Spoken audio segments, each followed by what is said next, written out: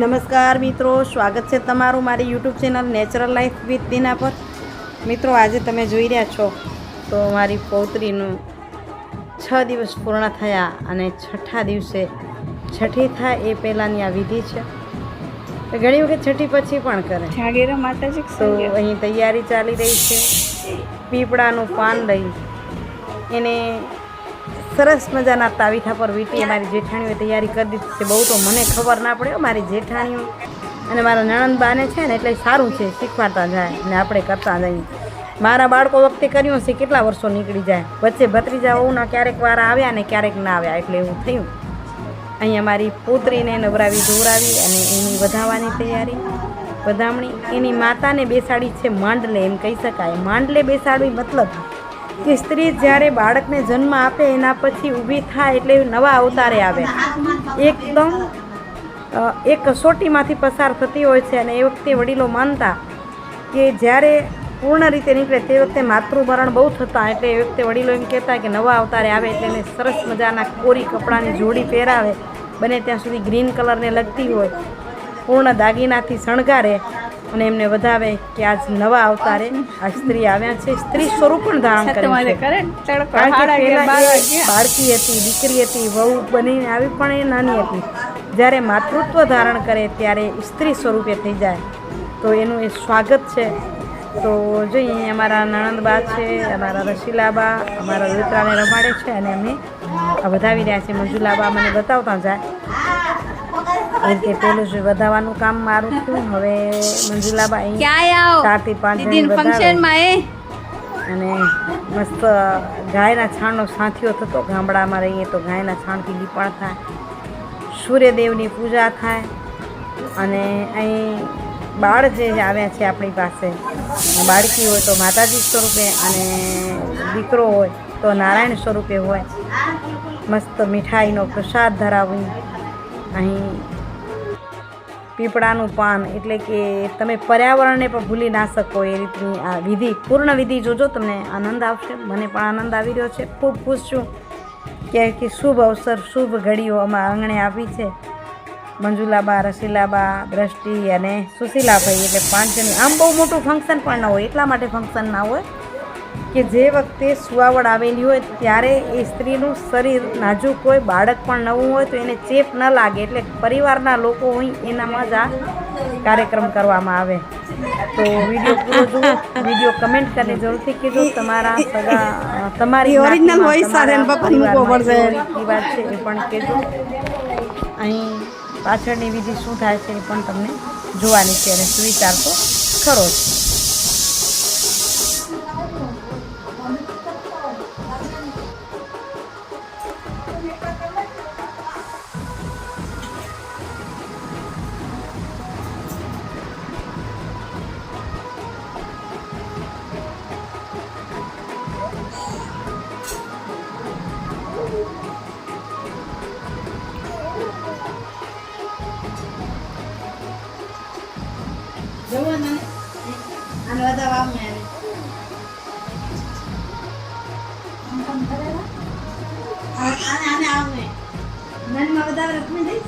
આપણે આલસુ કાના ભલે ભાઈ પાછળ આપણો વારો.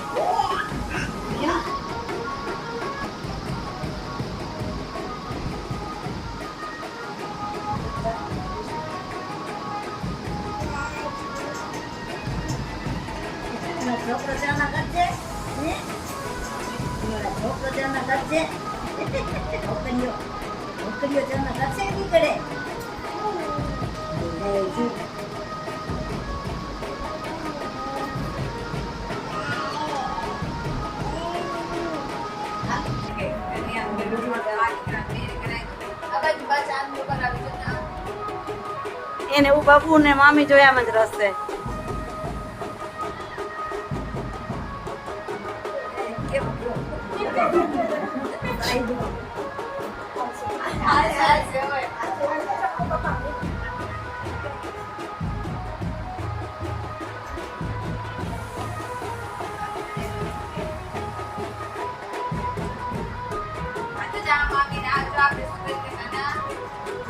ખાનો જોતો નથી, એમને દઈ દેતો.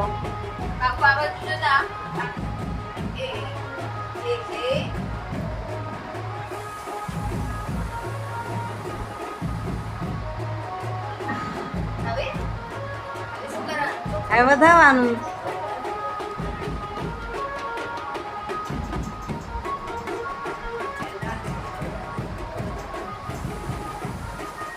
ના ખાવું ખપે કે એ ખપે કે ઘરના ન કાંઈ ખપે કે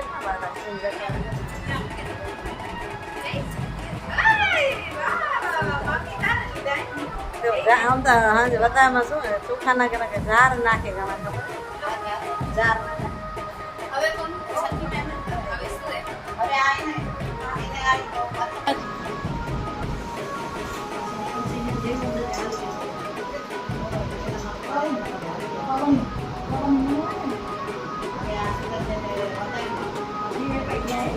હવે આમ સૂરજ ને બતાવો હોય એમાં મારા સંતાનોની ચડતી કળા હોય હંમેશા તંદુરસ્તી હોય આ ડોલ રાખીએ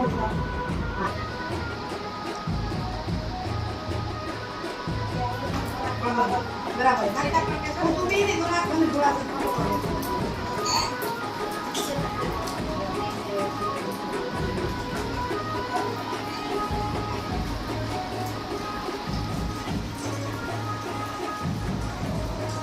देवं नमस्कुर्यं सुशीलं वाक्यो नमस्कुर्यं वाक्यो नोत्रेयाद्यै मद्वामन्ये वन्दुदे जन्मजन्मान्तरः सहस्रेषु नानेकं मोक्षदायते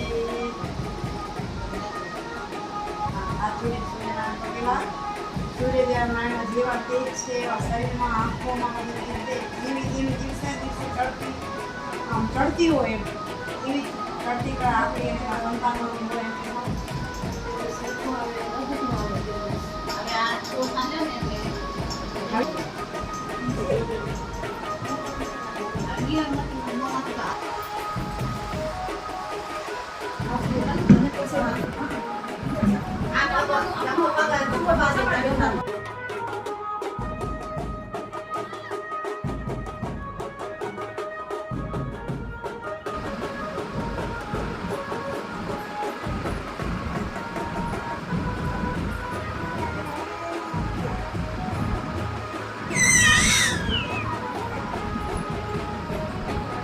ના 4 થયા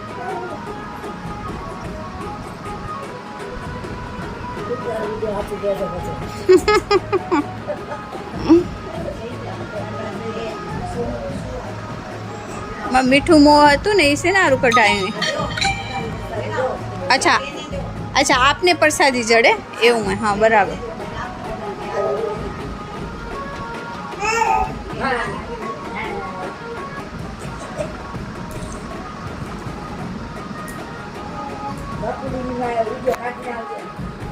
હોવે હોવે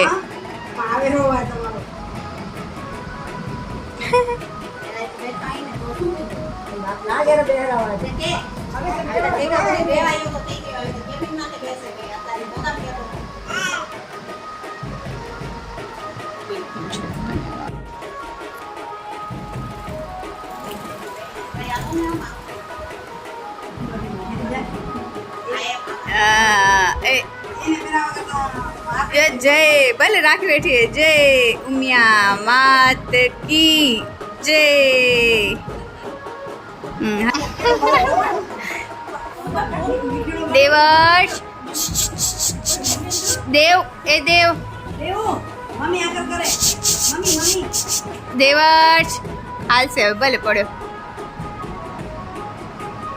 तारू मोढू ढांकी नाखे उल्टान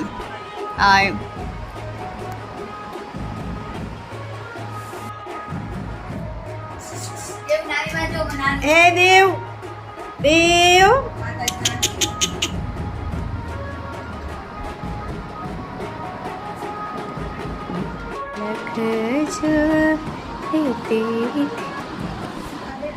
તો મિત્રો આ હતી અમારી માંડલે બેસાડવું એટલે કે પહેલું માથે પાણી નાખે એના પછીની આ વિધિ થોડી ગામડામાં હોય તો વિશેષ થાય અને સમય અનુકૂળ તો વધુ પણ થઈ શકે એમાં અમુક વસ્તુ અમે બતાવી પણ ન શકીએ દેવતાની જે પ્રક્રિયા કરે છે માત્ર બહેનોનું જે ફંક્શન છે કરતા હોઈએ છીએ તો આ માંડલાની વિધિ કેવી લાગી કમેન્ટ કરીને જરૂરથી કહેજો છઠ્ઠી માટેની હવે તૈયારી કરશું અને એની છઠ્ઠી કઈ રીતે વધાવીએ છીએ અને કેવી એની ફઈને મોટી માઓને માસીને કરે છે તૈયારી એ તમને આગળ બતાવશું. બરાબર. હવે આજનો સુવિચાર લઈ લઉં તો આ વિડીયોને હું પૂર્ણ કરું. આજના સુવિચારની વાત છે એ એવી છે કે જીવનમાં આ બધું કરું છું ને ત્યારે મુશ્કેલીઓ તો અનેક આવે છે. એ મુશ્કેલીઓ એટલે સમજો ને સાચવવું, બધાને સંબંધોને સાચવવા, જીવનને બધાને પગે પગે બધાને સાચવવું અને એટલું કામનું ભારણ, ખર્ચનું ભારણ, એકબીજા પ્રત્યે લાગણી વેચવાનું ભારણ વચ્ચેથી નીકળીને જ્યારે આ પરિસ્થિતિ હોય ત્યારે વિચારવું પડે, શબ્દ પણ જોખીને વાપરવા પડે અને શબ્દ અને સંબંધની કિંમત ત્યારે ખબર પડે જે બંને આપણા હાથમાંથી નીકળી જાય ત્યારે ખબર પડે, ત્યાં સુધી ખબર ન પડે. શબ્દ મોઢામાંથી અને સંબંધ જીવનમાંથી. શબ્દ મોઢામાંથી નીકળી જાય ને જ્યારે તમને પાછો વળતો ને પ્રતિભાવ મળે ત્યારે એમ થાય મને આ કેવું નહોતું. એટલે સંબંધ સાચવીને આપણને જીવવું પડે અને એ જ રીતે સંબંધ જો આપણા જીવનમાંથી નીકળી જાય તો એ સંબંધને હંમેશા એની કિંમત સમજાય કે આ સંબંધ ખોવા જેવો નહોતો. એટલે આ પરિસ્થિતિ લગભગ બધા વ્યક્તિઓ પાસે આવે અને એને વિશેષ રીતે એક બીજા સુવિચાર સાથે જોડીને કહીએ તો એમ કહી શકાય કે માણસ ગમે એટલો મહાન હોય ને ગમે એટલો પૈસાદાર હોય તો એ પોતાની મેળે બધું જ કરી શકે પણ બે જ વસ્તુને ન કરી શકે. શું ન કરી શકે? તો એ પોતાની તકલીફો વેચી ના શકે કે મને આટલી બધી તકલીફો થઈ છે ચલો હું વેચી નાખું. જે મને જેટલા મળશે, ઓછા પૈસા મળશે તો લઈ લઈશ, આ મારી તકલીફને વેચી નાખીશ, સામે પૈસા આપીને દઈ દઈશ તો મારી તકલીફ વેચાઈ જાય. પૈસા વાળો વ્યક્તિ પણ ક્યારેય પોતાની તકલીફને વેચી ન શકે અને એ જ રીતે શાંતિને ખરીદી ના શકે, મનમાંથી લઈ શકે, એવું વાતાવરણ ઊભું કરી શકે, એના માટે પ્રયત્નો કરવા પડે પણ ક્યારેય શાંતિ પૈસાથી ખરીદી શકાય નહીં. તો આપણે પણ એ પ્રયાસ કરીએ છીએ કે શાંતિ જળવાઈ રહે, સંબંધો સચવાઈ રહે, શબ્દોને મોઢામાંથી બહાર પડે એ પહેલા જ વિચારી લઈએ કે શબ્દને સંભાળીને જ રાખીએ. બરાબર ને? ચાલો મિત્રો, આજનો વિડીયો કેવો લાગ્યો કમેન્ટ કરીને જરૂરથી કહેજો. તમારા પરિવારમાં, તમારી સમાજમાં, તમારી નાત રીતમાં કેવી રીતો છે કમેન્ટ કરીને જરૂરથી કહેજો. વળી પાછી મળીશ બીજા વિડીયો સાથે. એમાં ઘરનો પણ ક્યાંક ક્યાંક વિડીયો કરું છું, થોડોક તો એ હશે. અને મારી પૌત્રી જેને લાડથી બધા લાડો કહેવા માંડ્યા છે તો લાડોની છઠ્ઠી નવો વિડીયો આપતી રહીશ. આવજો મિત્રો. જય શ્રી કૃષ્ણ, જય જય ગરવી ગુજરાત, જય ભારત અને જય હિન્દ. Bye bye. હરિઓમ.